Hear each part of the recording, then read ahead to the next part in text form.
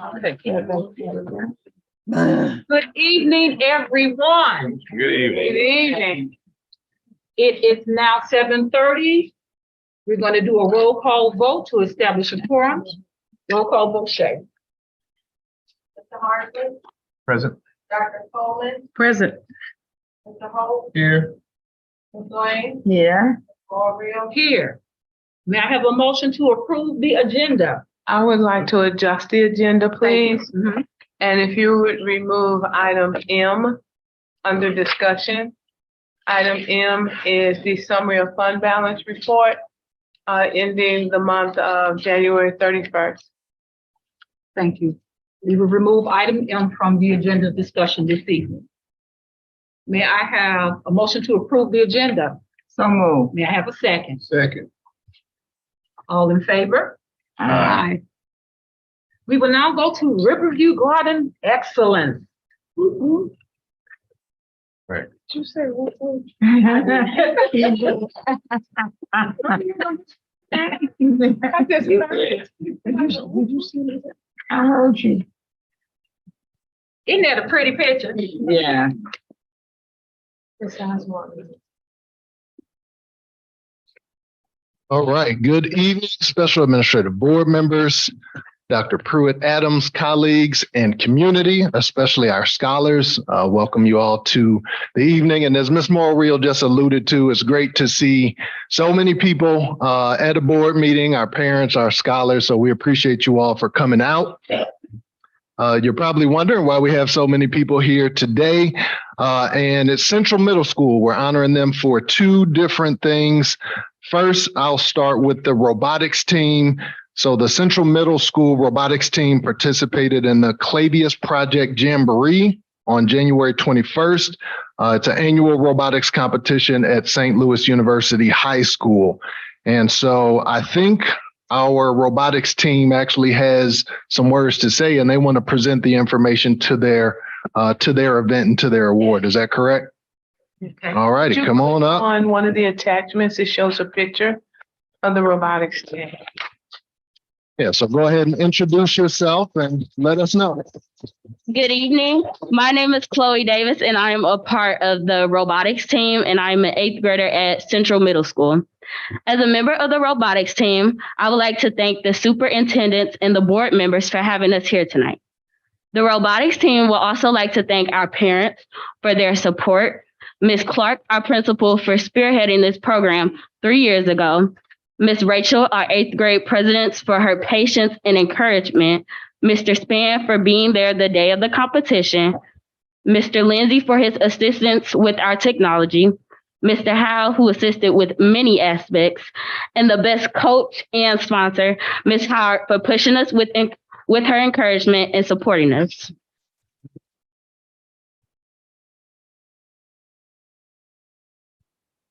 In regards to the competition, we received the highest level at the competition, which is platinum, which is higher than gold.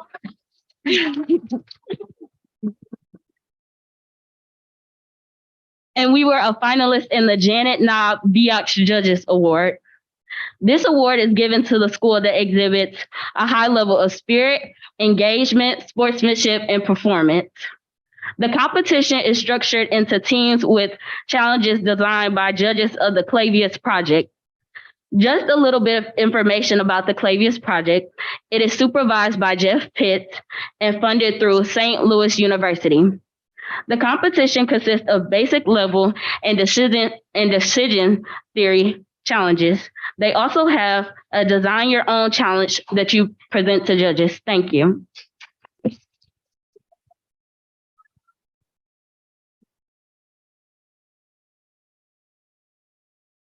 Hi, my name is Layla Robinson. I'm also in 8th grade at Central Middle School.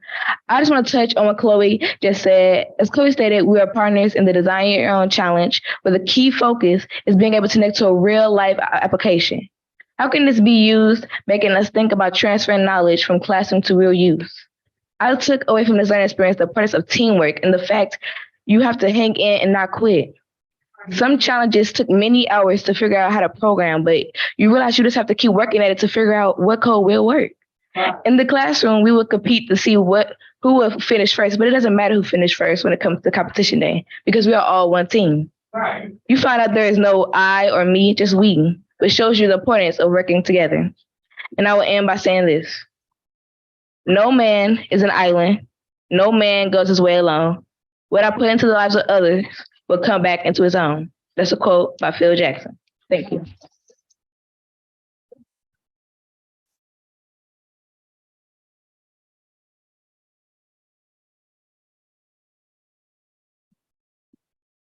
Come on, we can do better than that. It's Black History Month, and we have students making Black history here in robotics. So if we can get all of the robotics team from Central Middle to come up and take a photograph with the superintendent and the board president, if all the board members want to be involved. And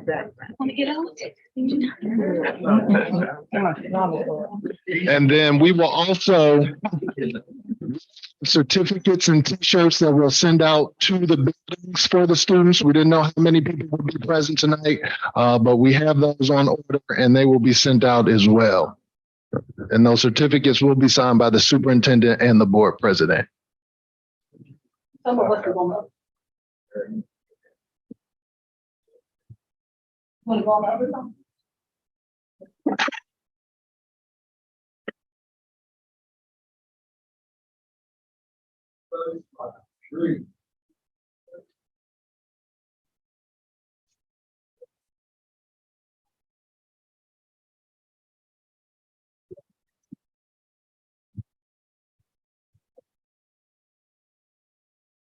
All right, and next, also an acknowledgement from Central Middle School. Oh, do you have something? Okay, also an acknowledgement for Central Middle School. The 8th grade scholars at CMS helped to raise funds for St. Jude's Christian Research Hospital. The mission of that hospital is to advance cures and means of prevention for pediatric catastrophic diseases, research and treatment. And so on the Zoom, we have a representative from St. Jude who is going to elaborate more on the Mathathon fundraiser that Central Middle helped to raise over $1,000 for. Mathathon, yes. Good evening. Can you hear me?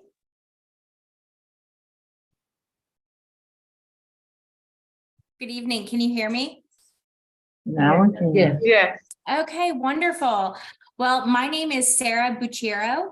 I am an employee of Allsac St. Jude, the fundraising arm of St. Jude Children's Research Hospital. And I'm also a St. Jude mom. So I am so grateful for these 8th grade students for strengthening their math skills by completing problems during your functions unit, all while raising money for St. Jude.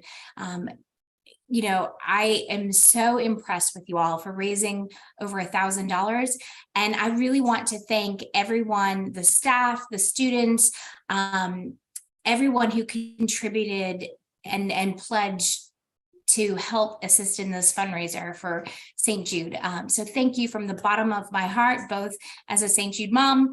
I also used to be an 8th grade teacher, so I appreciate all the hard work that you all put in. And also, you know, just as a St. Jude employee as well, you all should be very proud of your efforts and the hard work that you put forth for this event. Thank you. Thank you.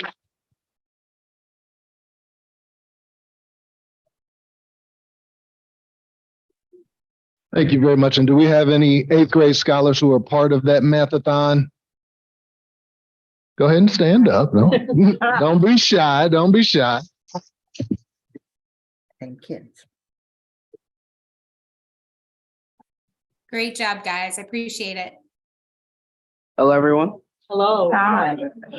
My name is Christopher Mabry. I am an 8th grader at Central Middle School.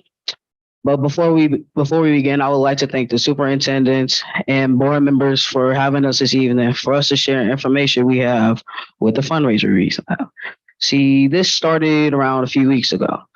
We had a math activity in Mrs. Miller and Mrs. Seal's class, which would then lead on to the St. Jude Math-a-thon fundraiser. The basic idea was to just get sponsors to pledge a suggested amount for answering around 100 math questions that were related to our project-based learning function unit in class. This activity was such a success that we decided to extend the idea of fundraising to other students and staff members in the building. I would like to pass it on to my partner. Hi, I'm Daniel Clark. Me and Christopher and I are both members of student council, and we decided to bring this idea to Ms. Lanton, our sponsor. As a group, we decided to assist in expanding the idea of the fundraiser throughout the whole building. In our algebra class, we had a discussion on the difference between pledging and donating.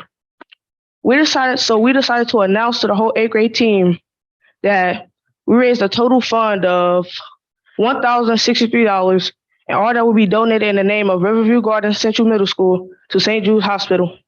Thank you.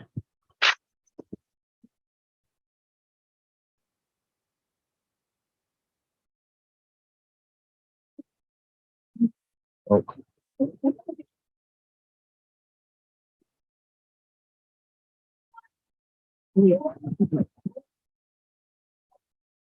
So we definitely appreciate all the wonderful work that you've done in both robotics and in raising the funds for St. Jude's. I know they are very happy and ecstatic to have those funds coming in. And so we definitely want to thank the parents for supporting your students. Thank the staff members who supported them. We really appreciate you being here tonight. And for any other parents. Parents stand. Yep, parents, please stand up, absolutely.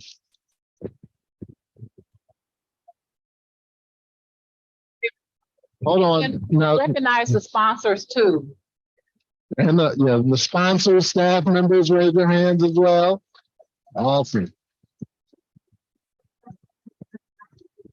So as I say, it takes a village, and you see the villages here. We have the scholars, we have the parents, we have the staff members and the sponsors, and we have the community has come out. And so it really fills my heart to see that we have the community out. I want to thank Ms. Rachel for really helping to make this happen, as well as Ms. Clark there at Central Middle School. So we appreciate you.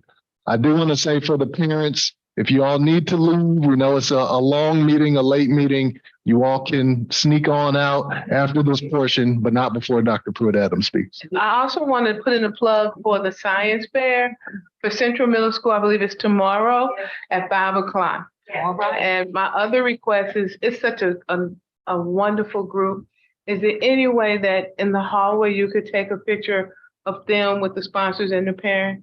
Yes, A group, thank you. absolutely. Before they leave out, I wanted to know if any board members had anything that they wanted to say. I am so proud of each and every one of you. And you such wonderful speakers. I am so proud.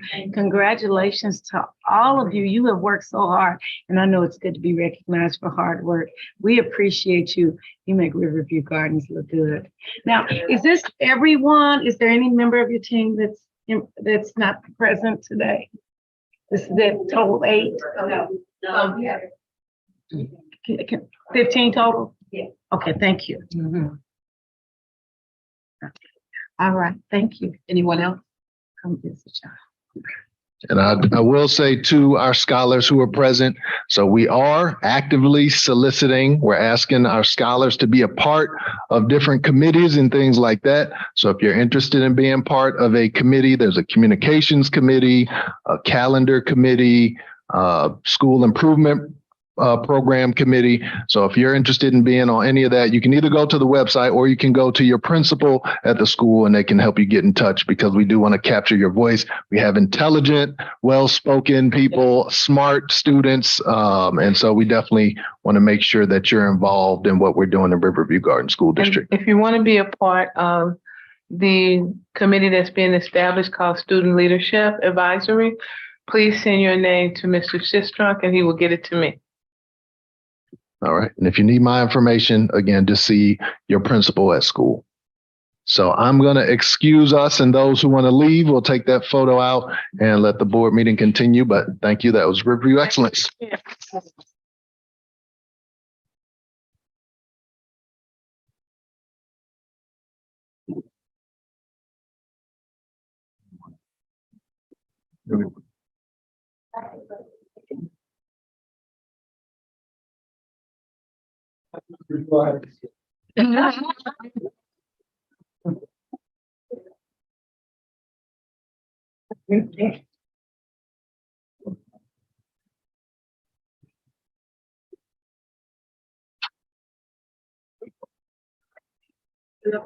Yeah, I had.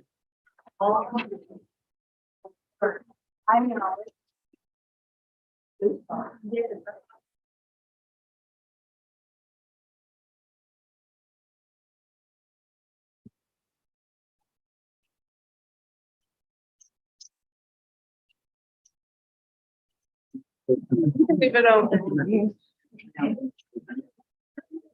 Somebody drop some paper. Please.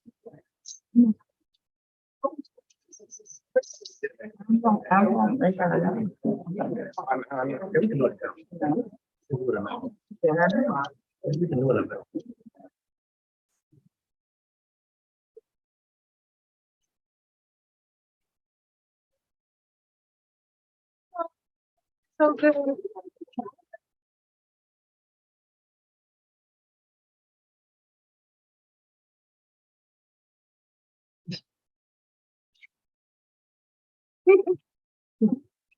Nobody sees it but me.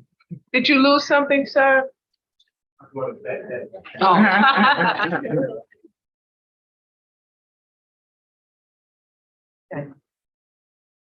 Thank you. We can resume. At this time, Shay, are there any patrons that wanted to speak before the board? Okay.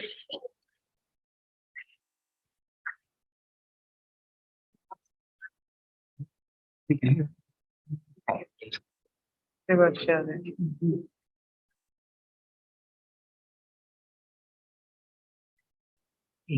Yeah.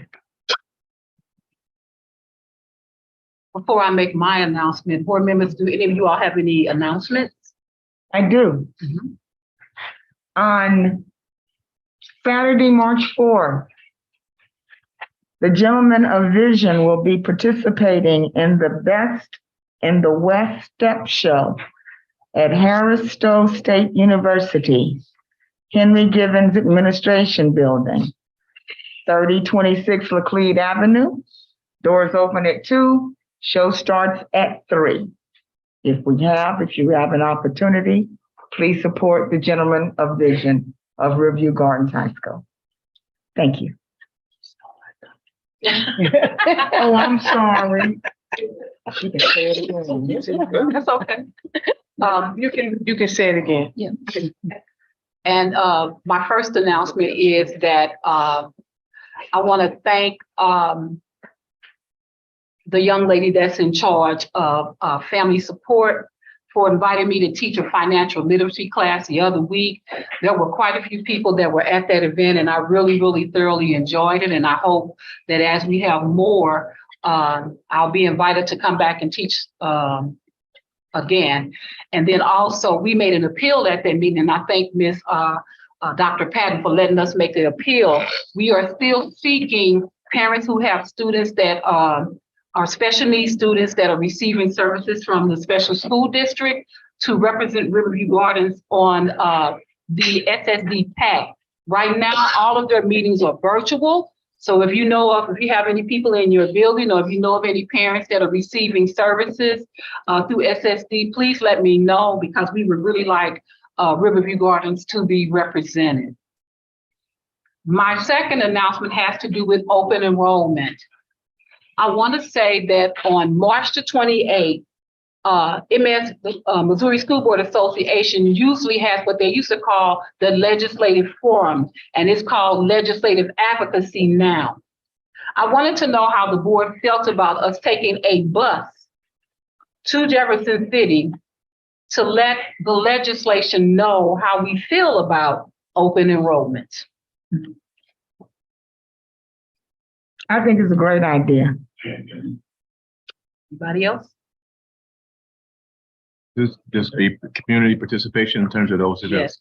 Yes. The beautiful thing about that is the day that most school districts have representation in the city of Jefferson City. Mm-hmm. And I'm hoping that Riverview Gardens is not the only one that would have a bus there full of people. And this is going to be the 28th of March.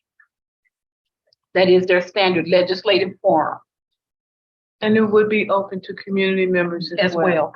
Seems like a good idea. They usually have it, we would take the bus up and this, I'm thinking. Ishmael is looking, we wanted to hear from the board first, Yeah. whether or not you wanted us to proceed. And if so, Ishmael is going to be getting like the cost for a bus. Most buses leave around 7 and arrive somewhere around 8:45. That's about it. And we would hope that students would also go. And as you know, we voted in opposition to that. I'm already planning to be there. So I just wanted to open up so if you're interested in going, please let Shay Fields or Dr. Pruitt Adams know. You can move forward. Thank you. We will now have our student board member,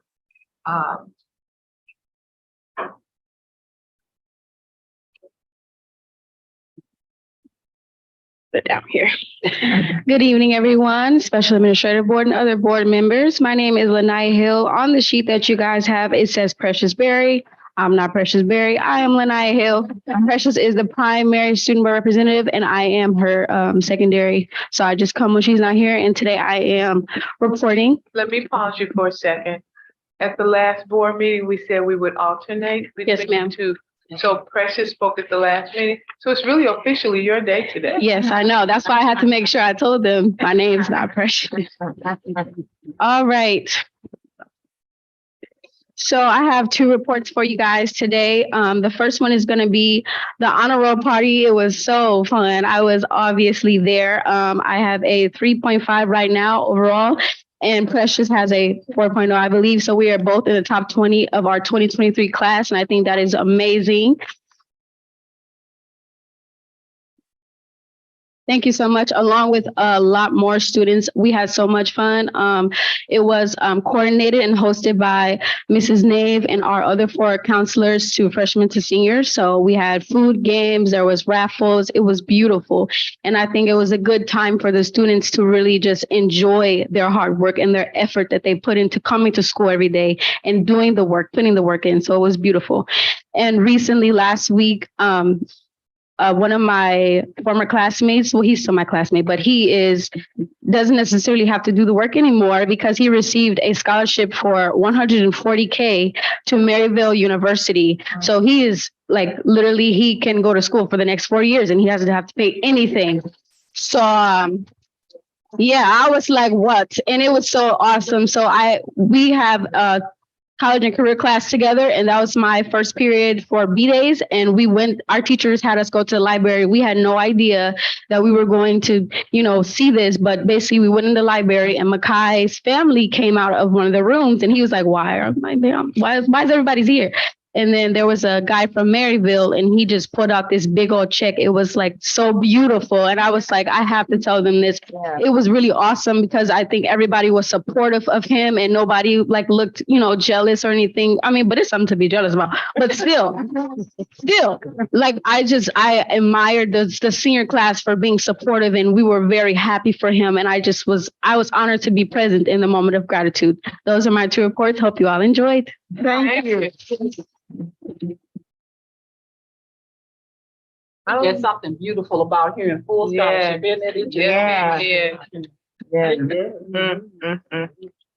Okay. I don't know how to follow that. So I'll just hit on a couple of things. As you know, the district went through a civil rights review on the 17th.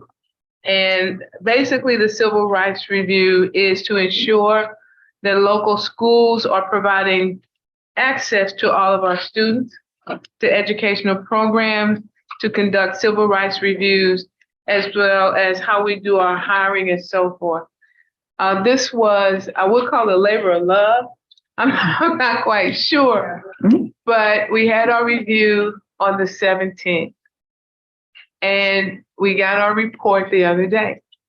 So before I tell you what the report said, I just wanted to thank every single person who helped to make the review a success. There were representatives from the high school, representatives from central services, representatives from facilities, representatives from special school district. And when you talk about showing up and showing out, just the way everybody came together in a time, and those things that we didn't know that we needed to have, we realized that we needed to have them and we put them in place. So it covered a plethora, oh my God, a plethora of avenues from hiring to, oh, no, students, I forgot, our students were a part of that team as well. But it covered everything from facilities to hiring to Title IX to ADA, you name it, it was covered. And we came back with no violations.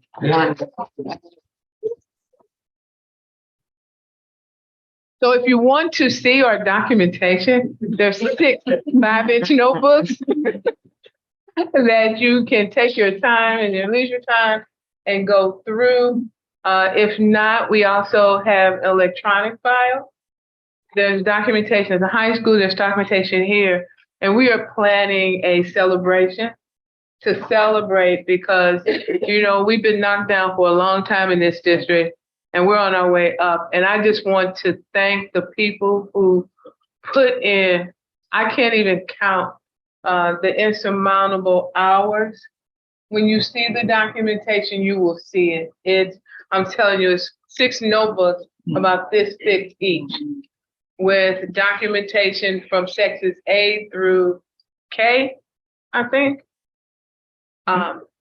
So I just want to thank the team because it was truly a team effort. So thank you, everyone. My next announcement, I know you thought that was it, right? So our next announcement is the science fairs. Once again, under the umbrella and the guidance of Dr. Tiffany Hunter, the district reinstituted science fair. And several of you as board members have asked to be judges on that final day, which is March the 10th. If you can't do that, try to hit some of the science fairs that are taking place right now. And as I said, Central Middle School Science Fair is tomorrow starting at 5 o'clock. Also tomorrow, March 1st, kicks off Women in History Month. And I just wanted to put that out there because a lot of times we get lost in the muck and the mire. And when you really look at where we are and the history that's being made, we have a female African-American vice president. Yeah. First time in history. We had an African-American first lady. Yeah. First time in history. We have an African-American Supreme Court judge. Yeah. So, you know, there's so many things that sometimes we just look over when it comes to just celebrating women. And I will tell you, in this profession, women have always been at the classroom level in plethora. But as society is evolving, you're seeing more and more women at other ranks. And so if you know a woman who's just a joy in your life, a pleasure, just someone, take the opportunity to just say thank you, because sometimes that does not happen. Also, Special Olympics. I get the pleasure, yay, of opening the Riverview Gardens Special Olympics, which will be held this Friday at Riverview Gardens High School. I am so excited that I get to say, and the games are officially open. If you get a chance, it will start somewhere. The buses, I think, arrive around 9:30. And so we'll kick off at 10. It should be over sometime around 10:30, but there's a Victory Village. There's different games and it's basketball. So there's different sections that will take place, and I get to wear my official Riverview Garden Special Olympics t-shirt that Dr. Patton has been hating on me on. That concludes mine now. I just wanted to say, as a parent of a special needs child, my son used to participate in Special Olympics, so that I feel a cold coming on. I have to call in. Thank you. Okay, our first item for information is an update on Prop R. This item is in compliance with our CSIP goal for facilities. It falls under policy DIAA fund balance, and bringing this report is Ms. Yvonne Green, Director of Facilities.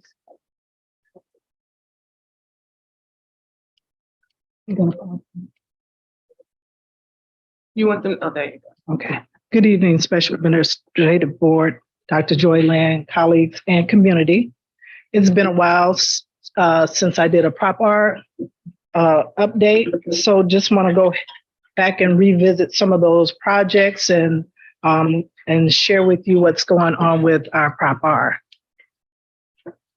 So we're looking at some of the completed projects that we've done over the last few years with Prop R. We've done some rooftop units at several of our schools. We did the band room. We abated it and changed the band room from how it was. We did some flooring at Highland. We did parking and paving repairs at the high school, Central Middle, Westview. Probably this summer, we're going to try to go back through and do some more work with asphalt. We see some wear and tear. We did upgraded the phone system. Okay, it's not moving. Okay. We did phase 1 of the fire alarm upgrades, district wireless upgrades. We've done replacement of roofs at Building 2 at the high school and Building 9. Again, we replaced rooftop units at several schools. We've replaced playgrounds at Koch, Lewis and Clark, Gibson, Glasgow, and Meadows. Speaking of Gibson, we had a while back, we had a car that a guy had an emergency, medical emergency, and tore down the playground. So we do have the equipment in place, but we don't have the rubberized surface yet. And that has to be done in the spring when we have like 5 days of above 50 degrees and no rain or anything like that. So that's going to be installed hopefully soon in the spring when we get better weather. We did a central office electrical upgrade. Also interactive boards technology, phase 2 of rooftop units replacement. Again, the rooftop units HVAC controls replacement at all of our school except for 4. Planning to bring something to the district, to the board later to upgrade the 4 schools that we didn't have controls at. So we're trying to put controls at all of our schools. Roof replacement and repairs at LeMasters, Central Middle School, district-wide security upgrades. We went from analog cameras to digital cameras. So that's been completed, and that participation was 100% minority business enterprise. So current activity is the school-based healthcare center. It was nearly completed, but then we had a water pipe that burst, and so it damaged some of the walls, some of the floors. So we're in the process of getting that repaired so that it should be ready this week. And Dr. Patton and I are getting together to schedule our ribbon cutting ceremony. So this is just a list of the categories that we asked voters, told voters what we would be doing with Prop R money. And as you can see, we have completed all those things that we promised that we would do with Prop R money. So our summary today, we had 29 projects approved by the board. 28 of them are complete. We have the healthcare center that's ongoing. Our goals when we started the Prop R was 25 minority business enterprise and 5% WBE. And I know Dr. Beckwith was thinking that we couldn't match that or reach that goal. And I told him, I promise you, we're going to get there. Mm-hmm. And so you see, we got 34% and 8%. That concludes my presentation. Are there any questions?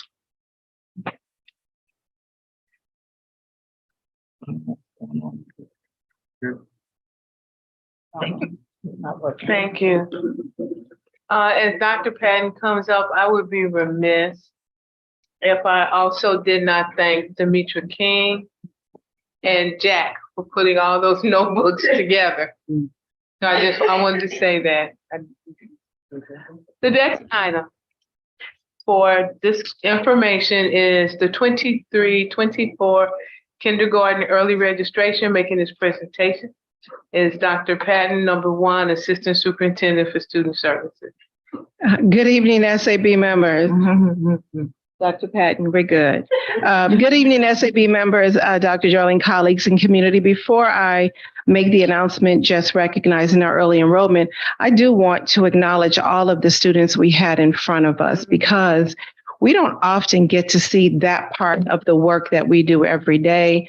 I'm sure it was heartfelt for the principals to see that because they don't often get to see that. So I do. It just warmed my heart. Miss Barbara Sharp was behind me, amening and all kinds of things. So, Miss Mauriel, I thought she was going to break out in song like you did at Convocation, but I do want to acknowledge them. So, anyway, this is for informational purpose only. We will be opening kindergarten enrollment on March 27th, and it will run for approximately 1 month until April 28th. And this will be for all of our parents who have incoming kindergartners to enroll. While our parents can register online, we will also open central services the week of April 3rd. It will be April 3rd through April 6th for registration, as well as an evening date in there on April 5th for parents who work late. This is for parents who may not have access to technology. So this, again, is being presented for informational purposes. Are there any questions? All right. Okay. The next item is the district's donations for December 2022 to February 2023. Making this presentation is Dr. Patton, number 1, Assistant Superintendent for Student Services.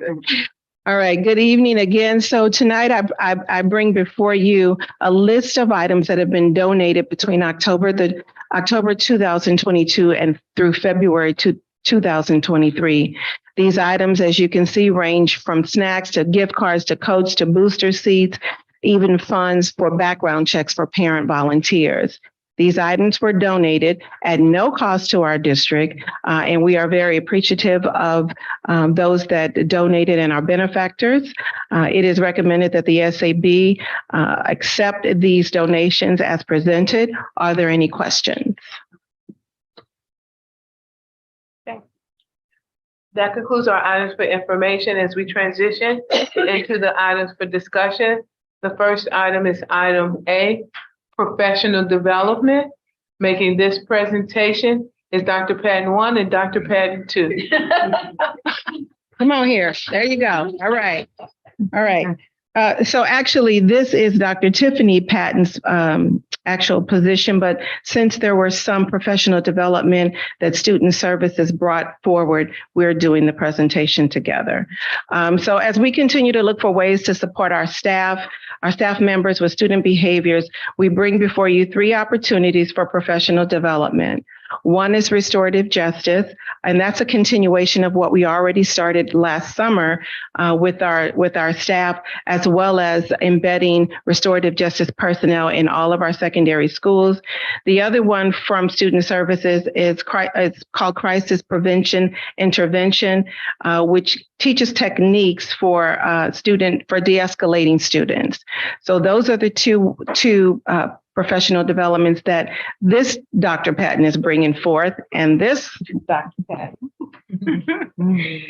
Good evening, everyone. The topics that I will be working with the teacher facilitators and teacher leaders to bring forward are listed in the classroom management camp.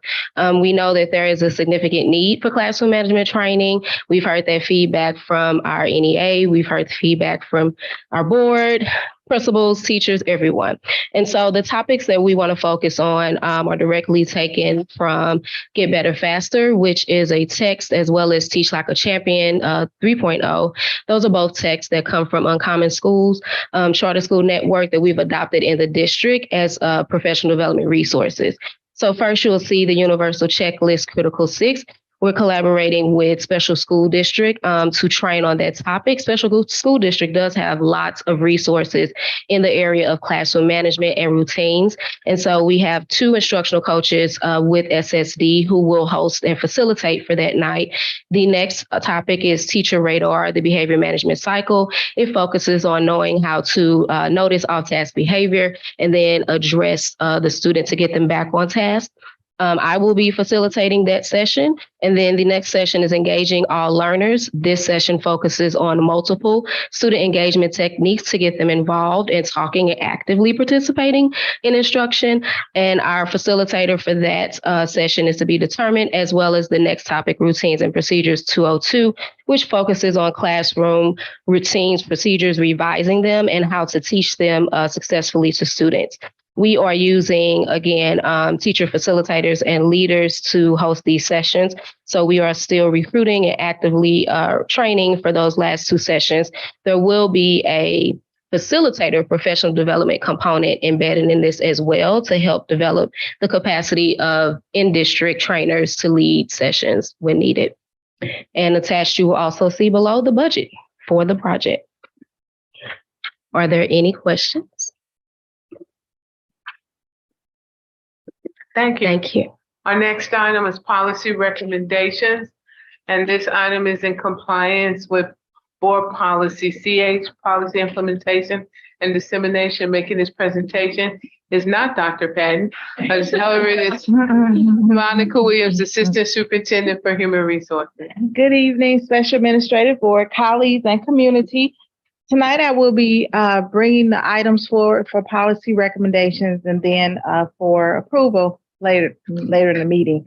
The policy committee met and we reviewed the recommendations from MSBA to see if there were any additional revisions. And so the policies we looked at this time were policy ACA, sexual harassment, under Title IX, BDDF1, voting method, BDDL, release of information, DBB, fiscal year, DB, annual budget, DJF-2, purchasing, DFJA, federal programs and projects, GBLB references, IF, curriculum development, IGEC, non-traditional instruction options, and JEBD, student dismissal precautions.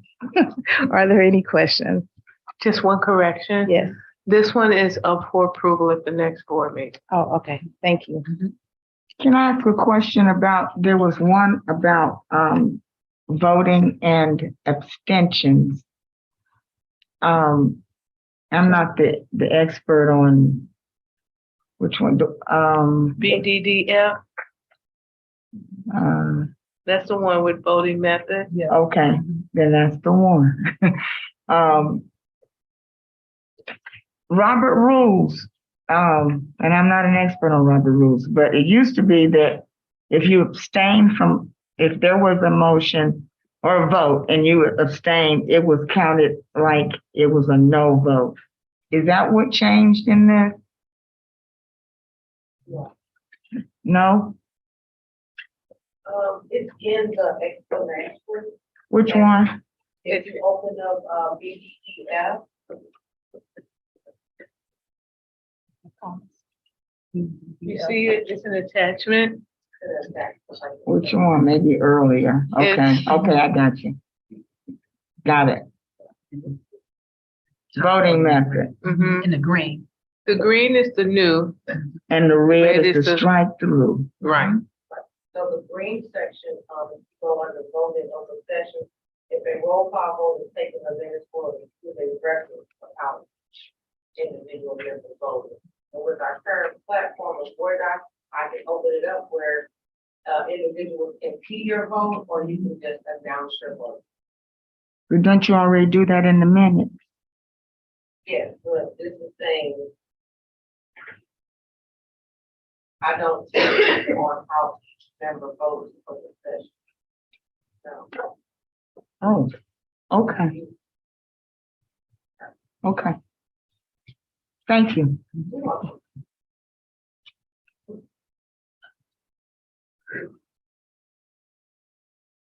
Are there any other questions?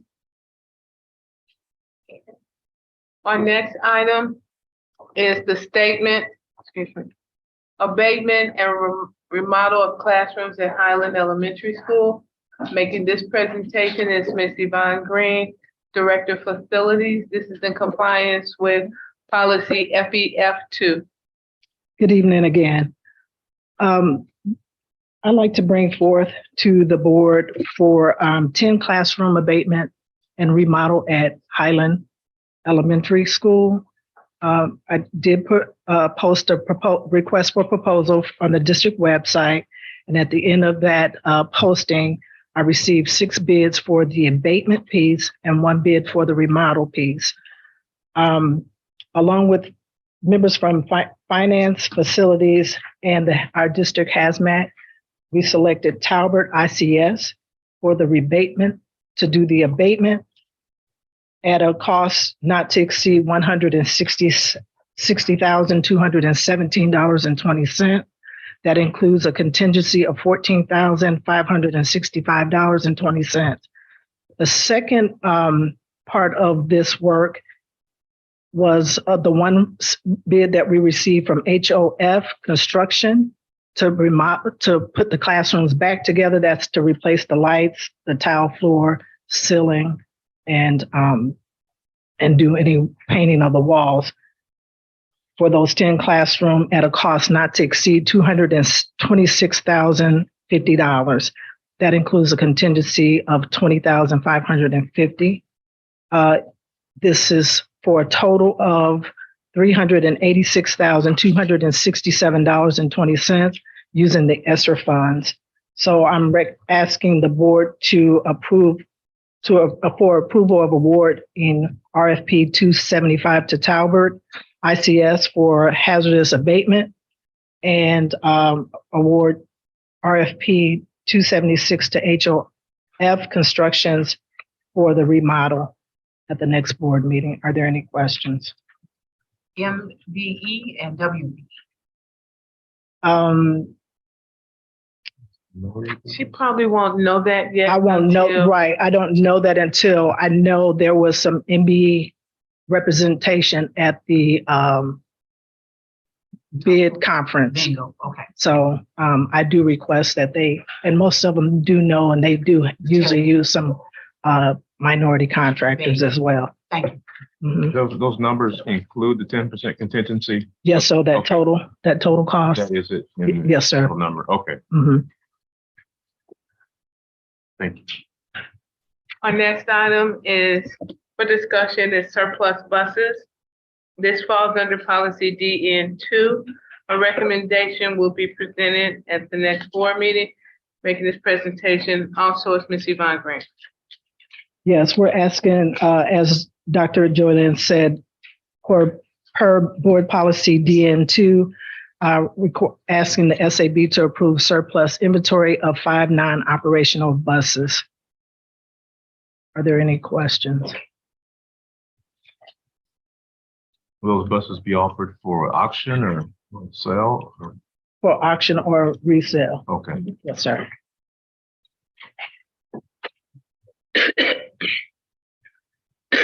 Excuse me. If there are no other questions, we'll go to the next item, Thank you. which is item for social studies textbook adoption. Making this presentation is Ms. Tanya Ross, Director of, surplus textbook. I would have one item up here and one item down here.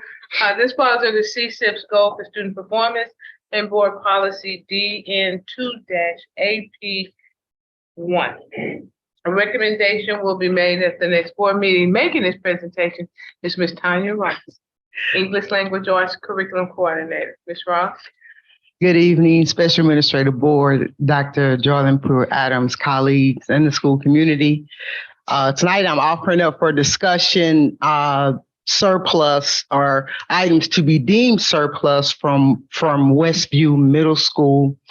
We typically participate in items to be surplus, usually 2 times a year. We ended up this year doing it 3 times a year because we couldn't just quite get the items ready over at Westview. Book Brokerage Services is the company who will be picking up the books and then getting back to us if any of them have monetary value. If any of the books do have monetary value, then it is supposed to be put back into the curriculum and instruction budget. Just a little bit about the process. First, the teachers create a list of books that are either outdated or damaged, or maybe we just recently completed a textbook adoption.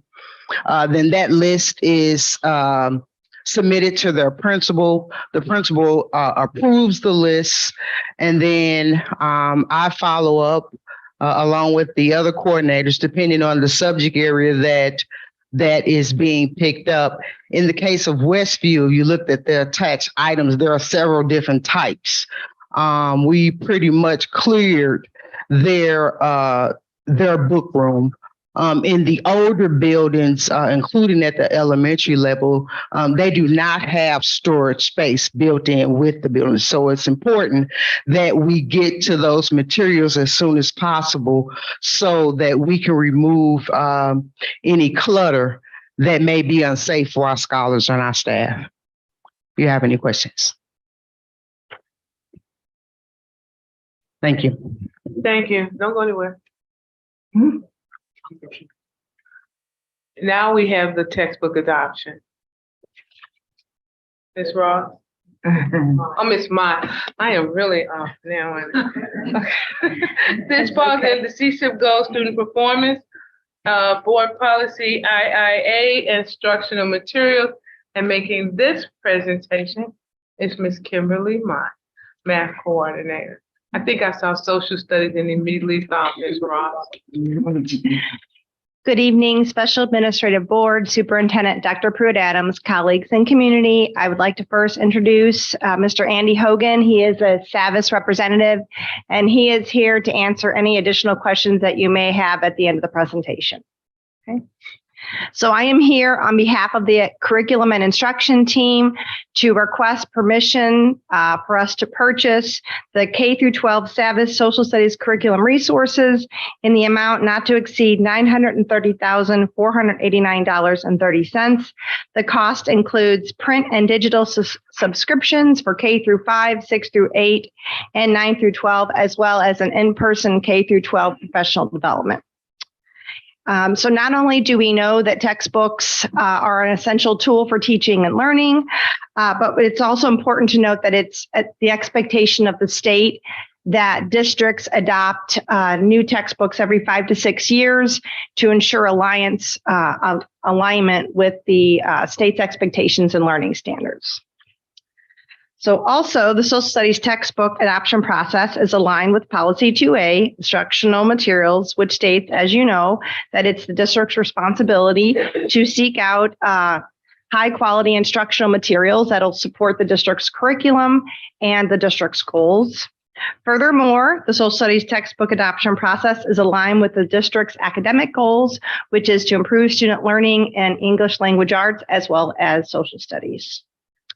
Now, I have attached for your review the social studies textbook adoption timeline, the SAVIS K-12 social studies 6-year proposal, the K-12 SAVIS social studies professional development plan, and the SAVIS price quote summary.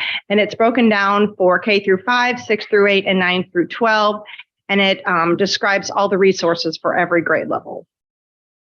Now, the list of criteria by which the social studies instructional materials were evaluated by all stakeholders include the layout, the content, the level of literacy support, the quantity and quality of assessments provided, the ability to progress monitor throughout the learning process, the level of technology integration and digital access to all resources, and access to K through 12 professional development. Okay, finally, the curriculum instructional team in collaboration with the Social Studies Textbook Adoption Committee, which was made up of teachers, instructional coaches, parents, students, principals, and community members, and the superintendent, viewed various digital platforms and proposals from several vendors, and based on feedback from all stakeholders and committee members, Savvis was determined to be the preferred vendor. And I also want to add that we were very strategic and intentional about how we elicited feedback from the community. We not only sent extra resource or materials and resources and handbooks to the schools for all the staff to see, but it was also the videos of the vendors were posted on the district's website along with the scoring guides. And then it was also sent via email from Tina Turnipseed to the whole community. And then also Ishmael, I know, put it in his 5 things you should know. So we were very strategic. We were very intentional about making sure we got feedback from everyone. And then finally, also what makes Savvis unique is it's an inquiry-based social studies curriculum that promotes democratic values, community, and cultural diversity while supporting the national curriculum standards for social studies and the C3 framework, which emphasizes the acquisition and application of knowledge to prepare students for college, career, and civic life. Are there any questions? All right, well, thank you. Thank you. Our next item for discussion is item G, E-rate wireless network cabling switches and access points. This falls under CSIP's goal, facility support and instructional resources. And making this presentation is Mr. Tom Randolph, Network Manager. A recommendation for approval will be presented at the next board meeting, and this is in compliance with DD grants and DFJ2 purchasing. Mr. Randolph? Good evening, everybody. I'm here on behalf of Dr. Larry in the Technology Department tonight. The first item that we have is the discussion of E-rate wireless networks, cabling switches, and access points. The E-rate program that's administered by the Schools and Libraries Division of USAC and the Federal Communication Commission, its goal and purpose is to make telecommunication services available at a more affordable for schools and libraries. The district takes advantage heavily of those discounts. We qualify for 85% based off free and reduced lunch rates. With the opening of the ACE Center at our FCRC location, and previously early childhood centers were not included as being E-rate eligible. They are now E-rate eligible. And so what we've done is reevaluated in areas where we needed more coverage to request more access to wireless networks in those buildings. So we put out a RFP. The only cable vendor that responded was TSI for the sum of $200,000, which the district should only be responsible for 85% of that, which should be $35,394 worth of services. And the switches and access points vendor response was through Provisions RA Networks for $35,961. So we're coming with a request tonight to be presented at the next board meeting for approval for these services for E-rate. Is there any questions? The next item is E-rate 2023 contract update. Making this presentation also is Mr. Tom Randolph.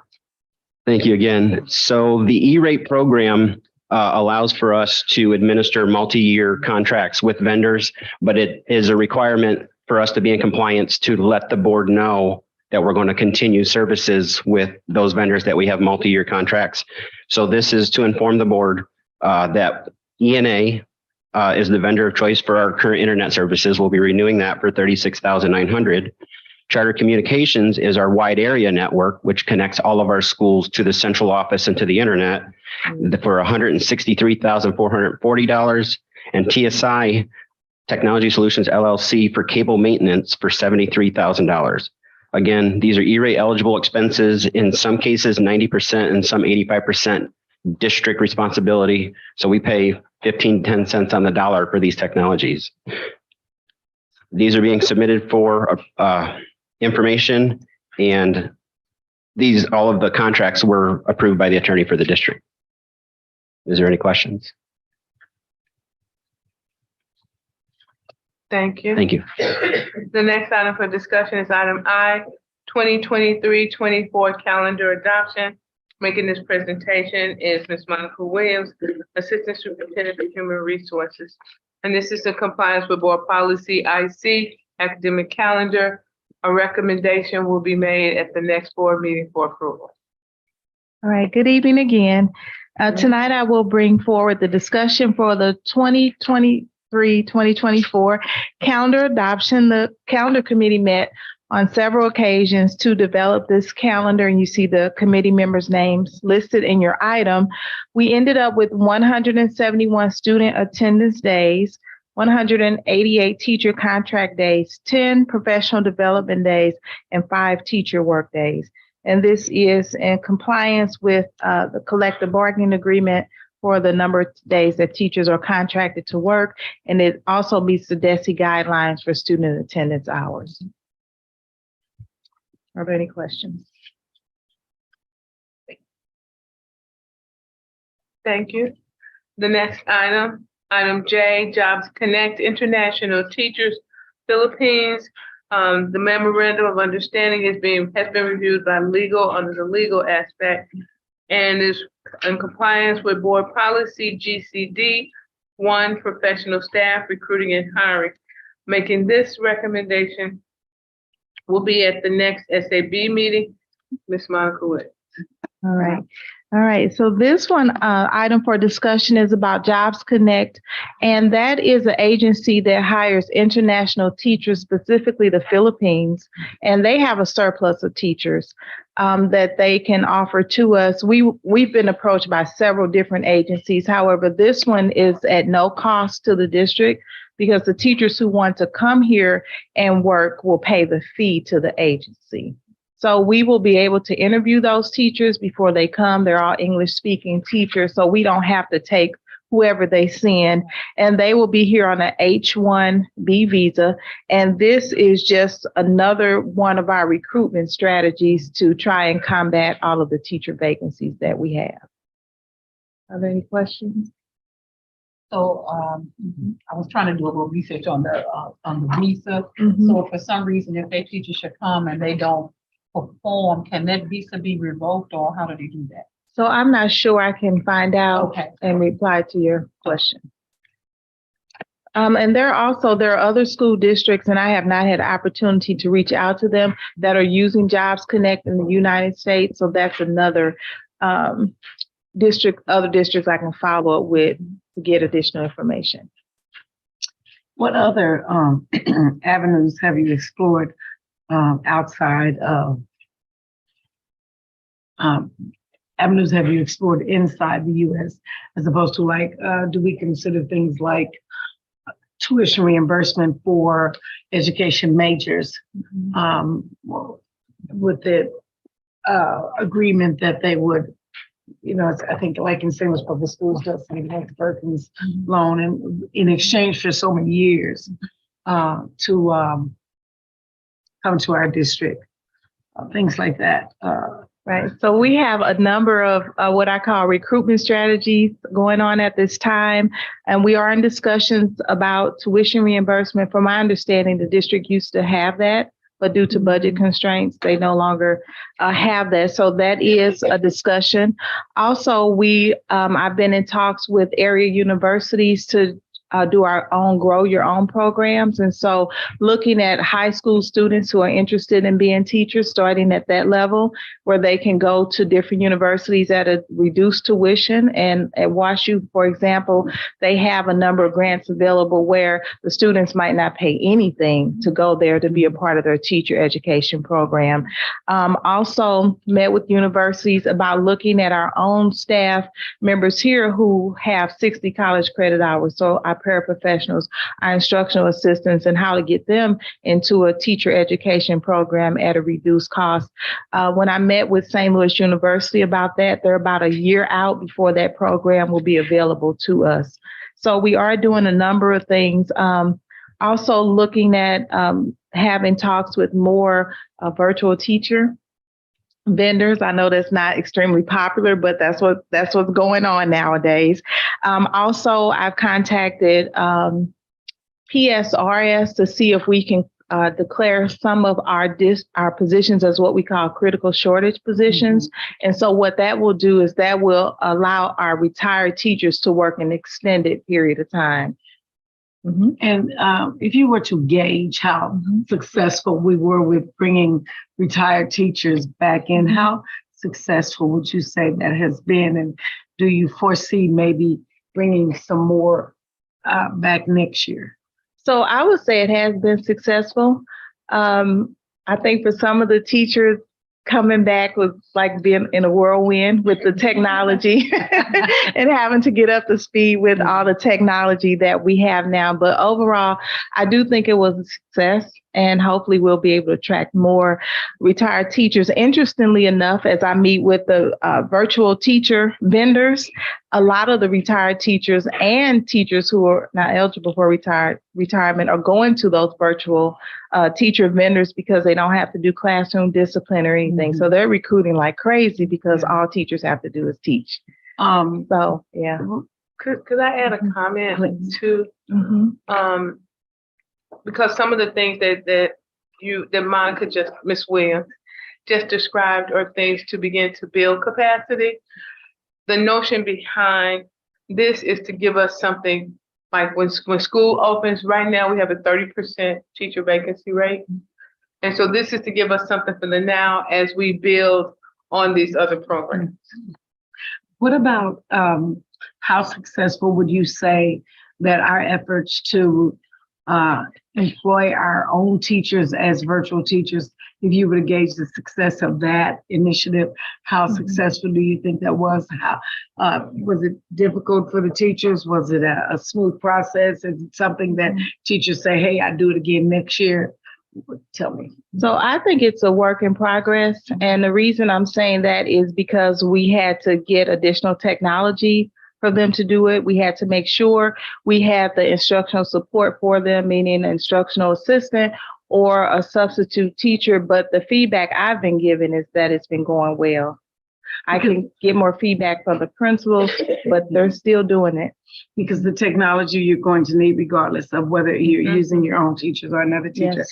I just would consider moving with caution when using those virtual teacher vendors. I've seen some situations where it's not been successful, and one thing that I think should be perfectly clear that if we use a vendor, then those teachers who work for that vendor should not be teaching another class while they're teaching our students. And I've seen that. We've run into that. It's kind of like double dipping. And you got a classroom over here and you got a classroom on the, and then these were supposed to be people who were at home, but it became obvious that they're in a classroom. Those are kids. That kid didn't say, Mama, can I go to the restroom? He said, Miss So-and-so, can I? My kids don't call me Miss Coleman, So we want to make sure that we don't run into those instances where this just becomes a money pot and we're doing it for the money and not for the education. That's a good point. So if I'm understanding you, there's been instances where a teacher is teaching, say, virtually regarding students and teaching possibly virtually. Somebody in Texas. Wow. Wow. I hadn't thought about that. So that and it has to be something that's monitored very closely, because when it was brought to the attention of the people and they were like, oh, we didn't know that. Well, it was obvious to the teacher who was proxying in the classroom the first day. She said, that's the classroom. That's a whole class of kids. They do certain things like turn the camera up so you can only see the side of the teacher's face, and they turn off our kids so we can't hear, our students can't hear what's going on because you're doing something different over there. So those kinds of, so it really has to be very closely monitored when you look at those entities that are especially out of our state. And then I'm always concerned that when you're dealing with people that are working outside of the state of Missouri and they're teaching, our students, are they following our curriculum? And, and so that has to be monitored, Right. that the curriculum is, it's a lot. Good point. No, I appreciate your feedback. And again, when I think about this and I think about the number of teacher vacancies we just have to have a lot of different solutions to try and make an impact. Yeah, not just one, so not just virtual teachers. We're looking at a lot of things. Also, I have an email into DESE about considerations for what they call teachers who are, they're not teachers, but people who completed the education programs, but they have not passed the teacher's exam. So there's like a little wiggle room in there for them.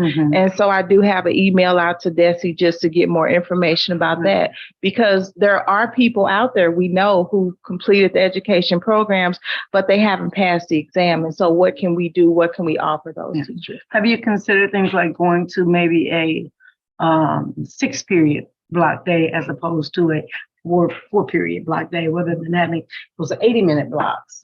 Is that what you still have at middle school for ELA and math? It's still, so have you considered like having if your teacher teaches 3 blocks a day with 4 block being a planned period, now have your teacher teach 5 blocks a day with the 6th block being a planned period?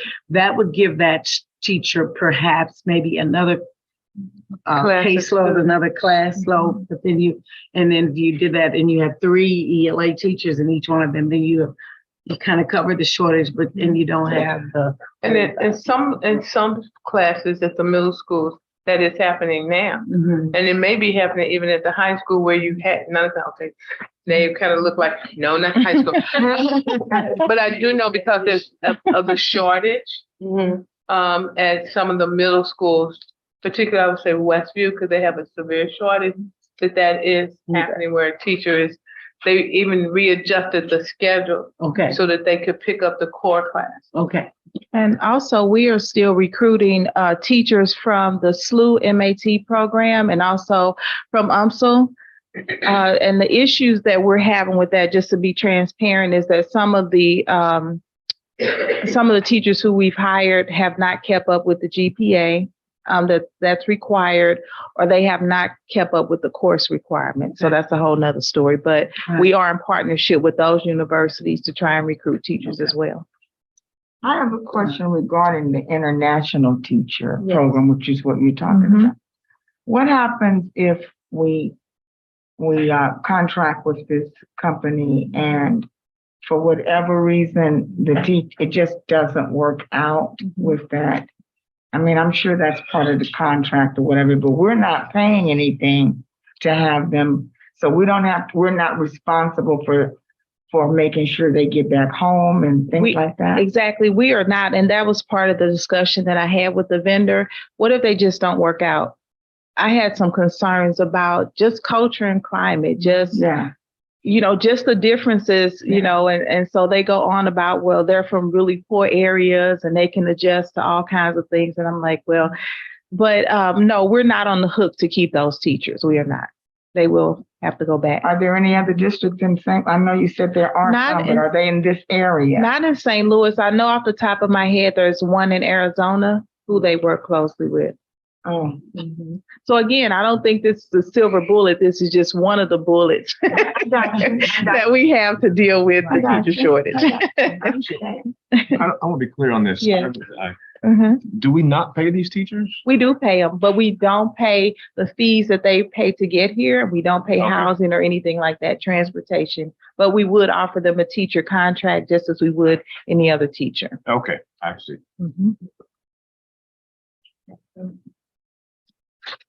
Are there any other questions? Okay. Our next item is the KMOV advertising proposal. Also making this presentation is Ms. Monica Williams. And Ishmael Sistron. Executive Director of Communications.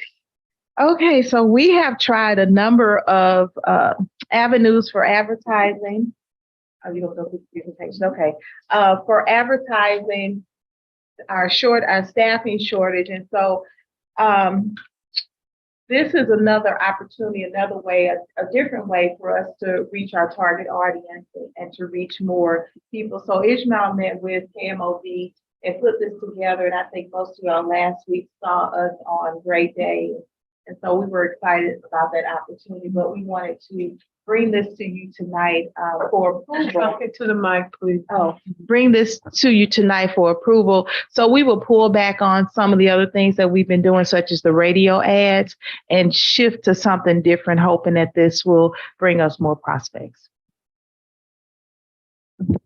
Thank you. And I think this is 25 or 30 slides, so we're not going to spend a lot of time on each page. You can go to the next page. So as Ms. Williams mentioned, we met with KMOV, a little bit of history. We have advertised on a lot of different radio stations through several different companies and several different stations. We've done some advertising on Fox 2. They have a promoted segment that we've done. We did approach KSDK as well, but we have not heard back from that sales team. But this is KMOV.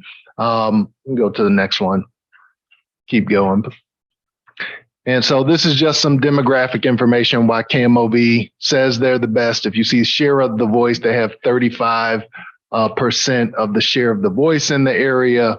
It says they are the station of choice amongst total viewers in St. Louis. That's ages 18 plus. Shows you the demographics as well. Go to the next one.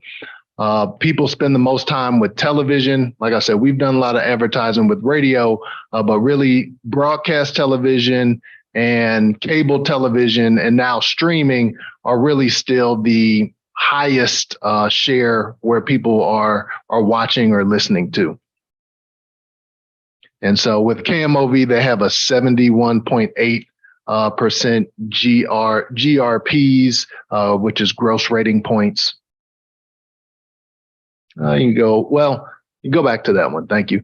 And so one of the things that Ms. Williams and I did last week is we went on KMOV's A Great Day segment. Now, this is something separate from this proposal that we just paid for that one sponsor segment. But A Great Day is a morning show. We went on, shared information about hiring and the job fair. And that's something that under this proposal would happen quarterly, where we would have a sponsored 2 to 3 minute segment on there to promote any upcoming jobs, career fairs, things like that.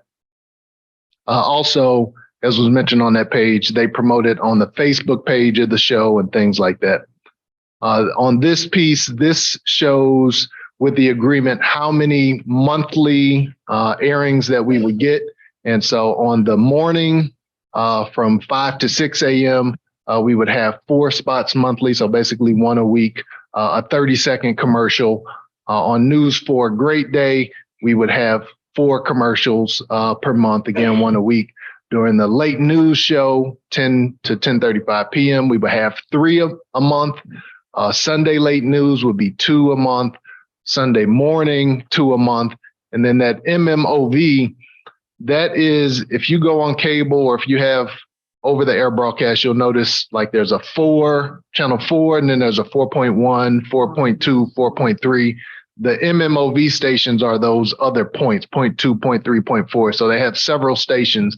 And so we would have 20 per month on those, but those get less viewers than the main station, which is why they give more. And then that Great Day, again, that would be once quarterly. Now for these commercials, KMOV will come out and film the commercials and work with us to put them together at no additional charge. So that will be part of the monthly payment that we are making as well. So who is our target audience? Our target audience is really broadly as job seekers. I think with KMOV, the biggest audience will be ages 18 to 35, which is what they really have built this around, but they also have a strong audience. So different time segments have different audiences. So like evening news has a stronger audience among, I think it's 25 to 45 or 35 to 60 in that age range. So really we're targeting all the audiences, but really we're seeking job seekers. So anybody who is 18 through retirement age are where we're trying to target. And retired teachers? And retired teachers as well. Yes. So they would still fit in that retirement age, 65. I know a lot of people in education are able to retire around 50, 55. But yes, we will be seeking those retirement teachers also. And part of this proposal that they've given us is really a multi-platform solution. So it's not just TV. TV is the strength, but it would also include social media advertising.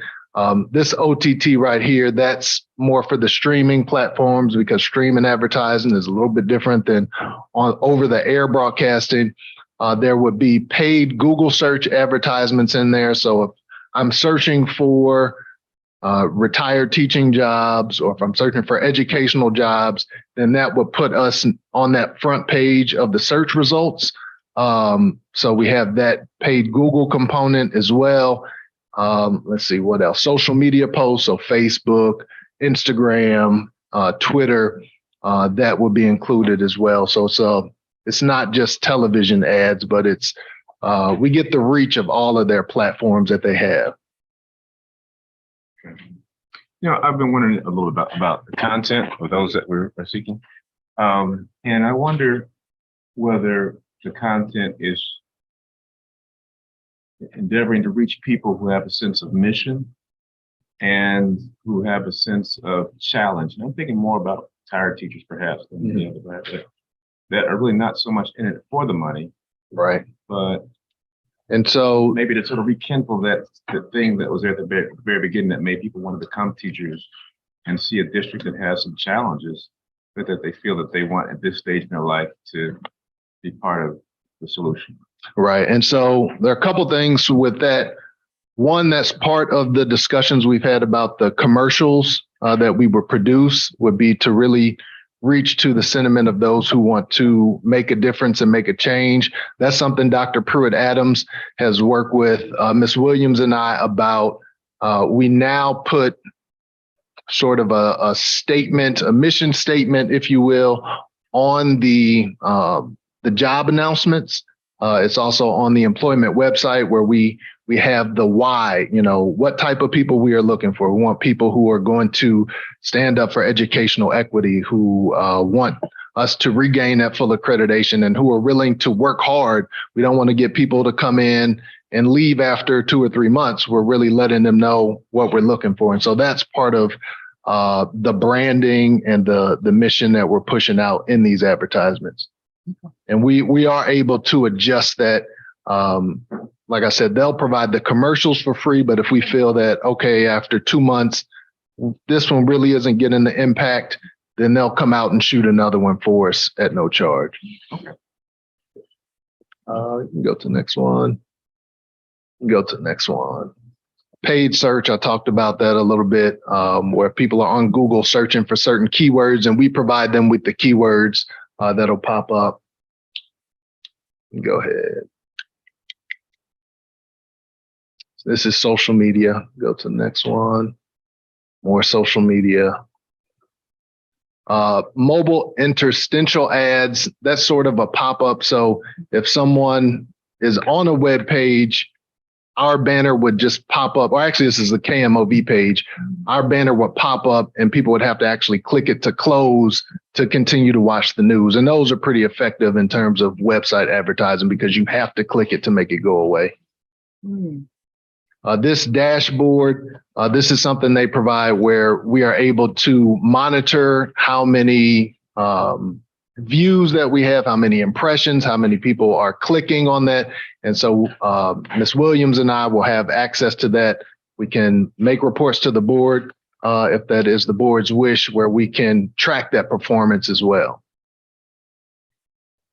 This is just talking about KMOV, sort of touting their Emmys and 70 years and the local markets that they're in. The last thing I'll say is, before we turn it to any other questions, is in this proposal, so KMOV has a 15-day cancellation policy.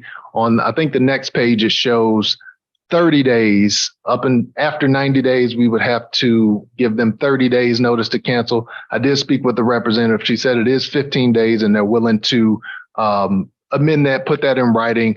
But even though the proposal says it's for a year, as long as we give them 15 days notice, we can cancel at any time. So we were looking at going to the end of June so that we don't cross over to that new fiscal year. And then at that point, if we decided that it was effective and we wanted to continue it into the 23-24 fiscal year, we will come back to the board for that approval. Questions? Not necessarily a question, but I got so many people that contacted me. Oh, did you see Brittany? Oh, it was really nice what they said. So it was really impressive. I enjoyed it. But I didn't realize how many people would contact me and say, did you know your people want to do. So. Yeah, and TV is a little different. Like newspaper is great, social media is great, but people still feel a certain kind of way about TV. Like that's just, you really made it if you're on TV. And so, and Monica did a great job in that segment. So. And we will be asking for approval later in today's meeting. Okay. Thank you. Tonight's meeting. Monica, don't go anywhere. The next item L, is the 22-23 staffing plan adjustment. Okay. And making this presentation is Ms. Monica Williams. And we will ask, while it's not on there, we will be asking for approval later in this evening's meeting. All right, thank you again. So this ties back into what we're talking about, which is recruitment of staff. And so this is, I'm asking for a recruiter to be added to the HR staff. And over the last 4 years since I've been here, we've contracted with a person to work as a recruiter during peak season. Well, peak season never ends here. So it's ongoing because we have so much staff turnover. So in order to deal with the teaching shortage, we really need someone on staff who can perform those recruiter duties, sourcing databases, attending multiple job fairs. And so we have so much work going on here. We get out, but we really need somebody who can get out there and really hit the ground recruiting for staff. The other position that we're wanting to upgrade, so the recruiter would be an addition. The upgrade would be the substitute teacher liaison coordinator. Currently, the person who was in that position was Ms. Jennifer Williams, and she was promoted to human resources manager. So we currently have a vacancy. But in reevaluating that position and looking at the responsibilities of that position, the workload, and just trying to attract someone who has the skills to do what we need to do to improve our substitute teacher management, customer service, those sorts of things. We're asking that position be upgraded. So a recruiter would cost us approximately $72,000, and we could use ESSER 3 money for that because it's related to the pandemic and other sorts of things as to why we need a recruiter to deal with the staffing shortage. And then upgrading the teacher, substitute teacher liaison position would cost the HR budget approximately $8,000. Are there any questions?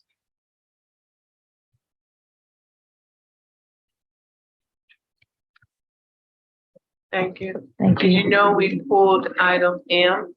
Our next item is the federal programs, St. Louis Black Authors, the Belief Project. Making this presentation is the principal of Glasgow Elementary, Ms. Cassia Lambda, and we will be asking approval at the next Board of Education meeting. And this is in compliance with policy IGAB. All right, good evening, board members, Dr. Pruitt-Adams, colleagues, and community members. Tonight, I bring before you the discussion for the continued partnership with the St. Louis Black Authors, the Believe Project. Glasgow has been in partnership with the Believe Project since 2019. And through this partnership, the primary goal is to produce more proficient readers by the time our students reach the third grade. So through this partnership, our students have access to a creative space that was created at Glasgow for our scholars. They have increased access to Black authors, increased literature within our building, the opportunity to participate in field experiences. Just last Friday, they got to go to the theater and see a play. And actually, they bring out Black authors also to come meet and discuss their books and to help the students participate in those types of experiences. Our staff members also go through some cultural awareness training at the beginning of every year to kind of refocus what their goals of their program are. So at the next board meeting, I will be asking that Glasgow is able to continue this partnership. We're requesting the approval for the continued partnership with the St. Louis Black authors to be paid with federal funds not to exceed the amount of $30,000. Are there any questions? It's not a question, but if you haven't had a chance to see their lab, it's really, really wonderful. You get a chance to go and see it. Thank you.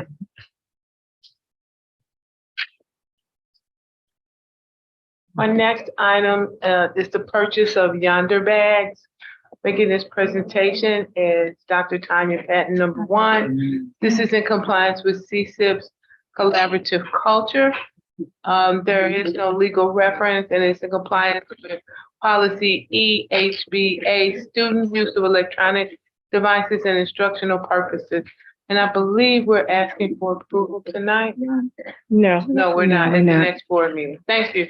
Thank you, Dr. Jorlene. I do want to circle back to the item for professional development that Dr. Patton and I presented. We meant to ask for the board to consider that moving it forward. We normally have to say, we recommend that the board approve or consider that. So I do want to put that out there. So, all right, just circling back. All right, so good evening again. Tonight I bring before you consideration for the use of Yonder pouches in our secondary schools. Many of the issues that they are having related to suspensions are resulting from cell phone use and social media within our schools. From making inappropriate comments to posting or airdropping inappropriate pictures, arranging a location for a fight to be recorded, or giving the location of a student to be attacked. We are having all of these problems within all of our secondary schools. It has resulted in our students being hurt due to fights. It's resulted in bullying, as well as huge fights that has happened on the campus of our high school at times. It is a huge contributor to our suspension rate. In addition to the training that we did last year for trauma-informed practices, as well as restorative training that we've done, we've embedded in restorative personnel within our schools. And we have partnerships with community members to support our students. We would like the board to consider utilizing Yonder bags at our secondary schools to do our best to bring our campuses back to academics, reduce our suspension rate, and increase our academic outcomes, because we are a district that wants to get back to full accreditation. So I'm asking the board to consider the use of Yonder bags for the duration of this year. And then I will come back to you during the summer to implement Yonder bags at the middle school level. This year is for the high school. This summer it'll be for the middle school level. Are there any questions? I know you're saying it's for the high school. Which seems to need it the most, though? I'm sorry, Ms. Marley. Which one seems to need it the most? Right now, it's the high school, although I have to tell you that our secondary schools are having issues as well. A lot of the issues that they are having are stemming from social media. As I said, cell phone, text, inappropriate pictures, just a lot of things that are happening because of the use of cell phones. If used properly, cell phones are not terrible to have, but our students are using it for inappropriate reasons, and it is very disruptive to the learning environment. Are there any other questions? Okay, thank you. We are now down to item 10, which is approval of the consent agenda. I'd like to have a motion to approve the consent agenda. So moved. May I have a second? Second. All in favor? Aye. All in favor? Or Any abstentions? Items for action, professional development, March through April 2023. May I have a motion? So moved. May I have a second? Second. Okay. All in favor? Aye. KMOB advertising proposal. May I have a motion? So moved. May I have a second? Second. All in favor? Aye. And then the staffing plan adjustment. Oh, the staffing plan adjustment. May I have a motion? So moved. May I have a second? Second. All in favor? Aye. We will now request a motion for adjournment. May I have a motion? So moved. May I have a second? Second. All in favor? Aye. We are adjourned. I want you to. Wait, y'all